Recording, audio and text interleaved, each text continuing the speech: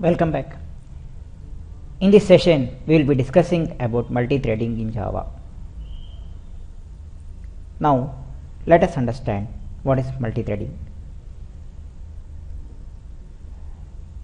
Threads are lightweight process because of the overhead of switching between threads. It is minimizing. They can be easily generated. JVM initiates a thread when your program is called, the main thread. Why we need threads?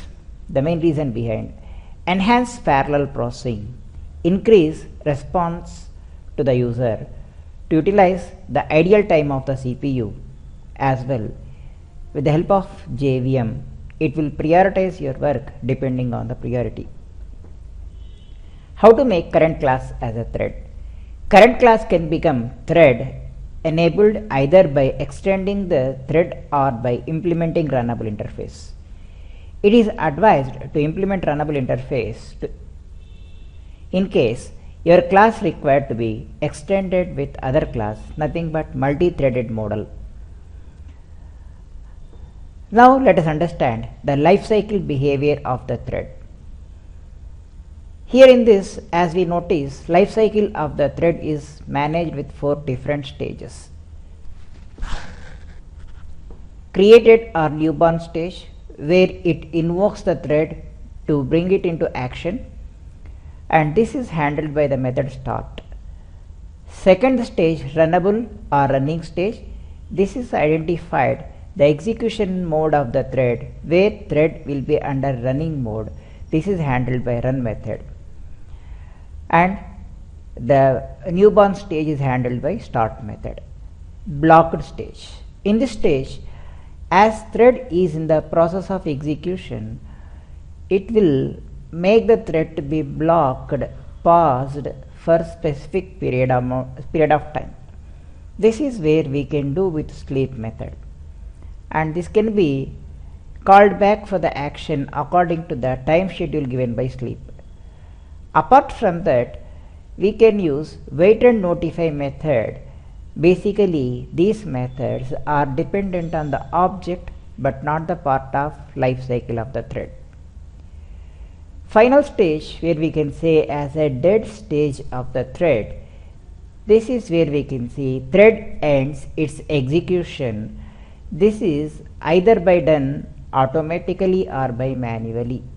In order to stop the execution of your thread at specific point of time, we can use stop method or interrupt method.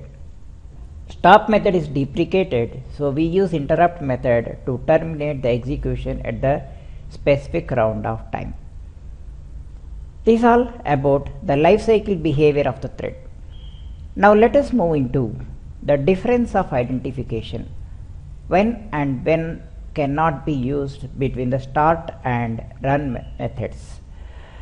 The method start will activate the state of the thread. This is once in its lifetime.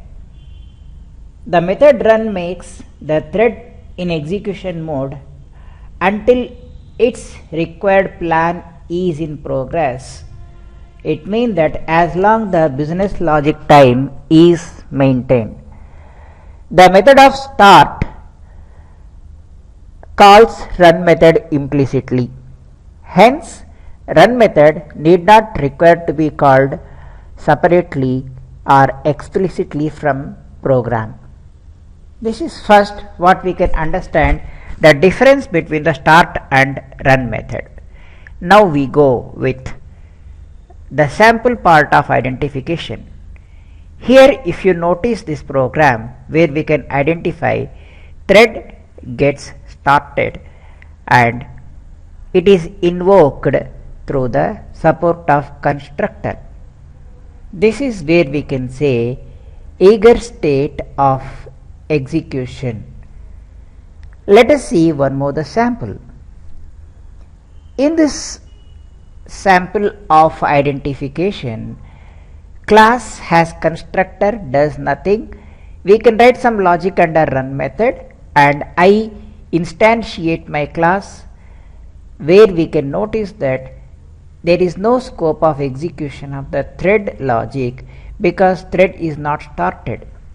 Hence, we need to start the thread.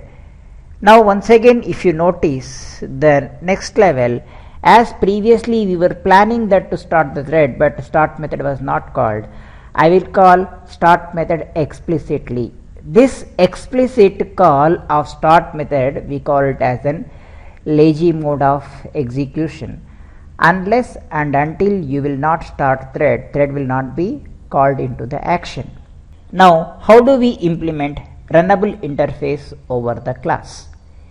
If you notice in this program, I declare thread object separately where my class implements runnable interface. Now, I would like to instantiate the thread under this line. If you notice, I pass this as an argument to the current constructor of the thread. Now, the concept of passing this keyword indicating that thread class registers with runnable interface. Because of this convention, it makes the reference of interface with the current class. Hence, the run method will be called into the action. Soon you instantiate, thread will be called into action because thread got started again inside the constructor only.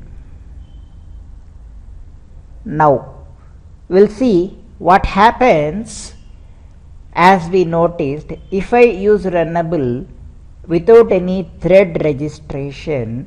We can find the execution is void. Nothing, the execution will go over here. Though the run body is implemented, it is not called because thread is not started. Hope you understood the basic behavior of the thread.